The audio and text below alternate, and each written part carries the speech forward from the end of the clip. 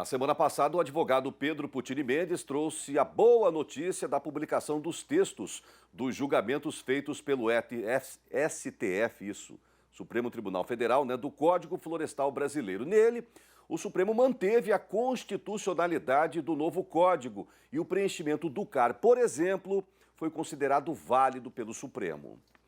Hoje, o especialista em leis ambientais vai tirar uma dúvida frequente e recorrente. Todo imóvel rural precisa ter uma área de reserva legal? A resposta é: nem todos. Vamos entender melhor o assunto? Saudações, Pedro Mendes.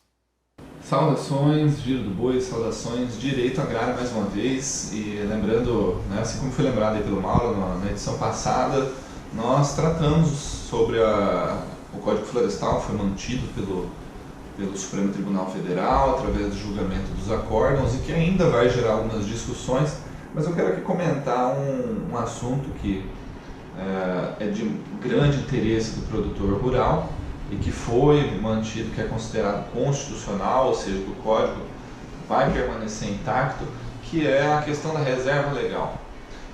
E aí eu faço uma pergunta: todo imóvel rural precisa ter reserva legal? É uma pergunta bastante polêmica, e a resposta é ainda mais polêmica, que é: nem todo imóvel precisa ter reserva legal. Mas como que um imóvel não precisa ter reserva legal se está na lei? Pois é, 2 artigos discutidos no Código Florestal, em que houveram também tentativas de derrubá-los através destas ações, eles trazem uma regra diferenciada. A primeira delas para pequenas propriedades, a segunda para quaisquer outras propriedades. Qual é a primeira exceção? O artigo 67 do Código Florestal. Ele diz que aquelas propriedades menores de 4 módulos fiscais, aí tem que observar qual é o módulo da região, ele varia de acordo com cada município. Então, aquela propriedade rural abaixo de 4 módulos que possua em seu interior, no interior dessa propriedade, atividades agro-silvio-pastoris. Aí o conceito é bastante amplo, o que envolve não apenas pecuária, agricultura, mas atividades de subsistência, culturas das mais diversas relacionadas a frutas e outros cultivos e horta, ou enfim, também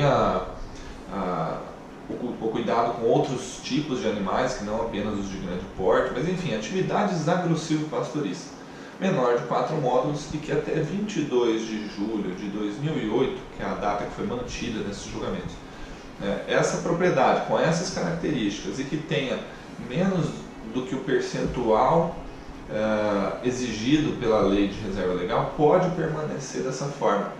E eu cito o percentual é de 20%, mas quando está dentro da região da Amazônia Legal, basicamente do Mato Grosso do Sul para cima, tem essa região que é interessante buscar o mapa para entender, onde os percentuais são diferentes, 20% nos Campos Gerais, 35% no Cerrado e 80% nas florestas amazônicas.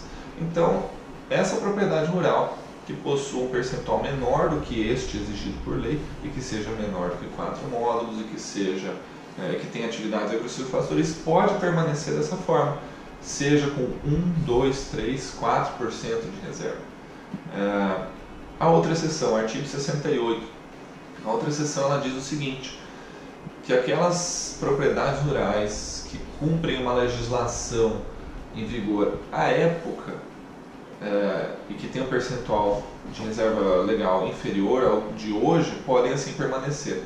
E essas exceções precisam ser melhor estudadas, porque você deve observar em que data essa propriedade rural teve uma supressão, um desmate, o que a lei da época exigia, se era 20%, se era menos, ou se exigia reserva legal nessa região, e aí provar essa situação dentro do CAR para assim permanecer. Um detalhe tão polêmico também: o Cerrado, em algumas regiões do Brasil, até 1989, não exigia a existência da reserva legal. Então, por quê? Porque a política agrícola da época determinava que fossem abertas as áreas de cerrado. e assim tem muitas propriedades hoje com 0% de reserva nessas regiões, e isso precisa ser comprovado dentro do CAR.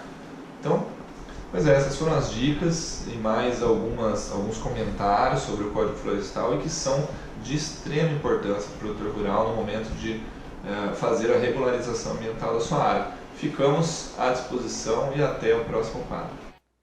Bacana, até a próxima, meu amigo Pedro Puccini Mendes. E na semana que vem, pessoal, o Pedro estará proferindo 2 palestras, no dia 26, no 4º Simpósio Repronutri, em Campo Grande, com o tema agronegócio e legislação. Já no dia 27, no dia seguinte, ele estará aqui em São Paulo tratando das cotas de reservas ambientais como oportunidades na legislação. Nesse caso, será na sede da Advocacia Geral da União, na capital paulista.